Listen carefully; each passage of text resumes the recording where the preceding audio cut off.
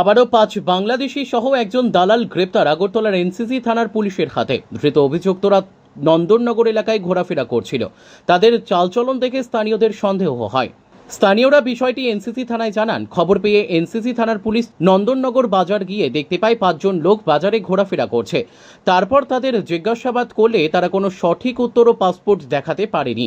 তাদের তল্লাশি চালিয়ে তাদের কাছ থেকে কিছু বাংলাদেশি টাকা পাওয়া যায়। এরপর তাদেরকে গ্রেপ্তার করা হয়। তাদের জিজ্ঞাসাবাদে জানতে পারা যায় ঈশা আলী নামে এক ভারতীয় দালাল তাদের সাহায্য করেছে। পরে তাকে গ্রেপ্তার করা হয়েছে বলে জানিয়েছে এনসিসি থানার পুলিশ আধিকারিক। তিনি আরও জানিয়েছেন তার নরসিংগড় এলাকা দিয়ে রাজ্যে প্রবেশ করেছে। ধৃত বাংলাদেশিদের এবং ভারতীয় টাউটকে পুলিশ রিমান্ডের আবেদন জানিয়ে মঙ্গলবার আদালতে তোলা হয়। এদিন নিউ ক্যাপিটাল কমপ্লেক্স থানার পুলিশ আধিকারিক এই সংবাদ জানিয়েছেন। গত কয়েকদিন আগে আমাদের কাছে একটা খবর আসে যে নন্দননগর মুসলিমপাড়া এলাকাতে কয়েকজন লোক বাংলাদেশি লোক ঘোরাফেরা করছে সন্দেহজনকভাবে। সেই অনুযায়ী আমরা ভেরিফাই করার পরে গিয়ে দেখি ঠিকই 5 জন লোক ঘোরাফেরা করছে।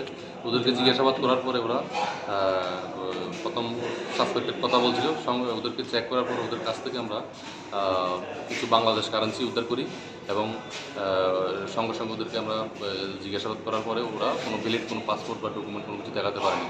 সেই হিসেবে আমরা অ্যারেস্ট করি এবং ওদের জিজ্ঞাসাবাদ মূলে ওদেরকে যারা হেল্প করেছে একজন ইন্ডিয়ান ন্যাশনাল, ওনাকে আমরা গ্রেপ্তার করে এখন ওদেরকে আমরা পুলিশ রিমান্ডে নিয়ে এসেছি। তারা কোন জায়গায় জিজ্ঞাসা কীভাবে এসছে সেটা বলেছিল।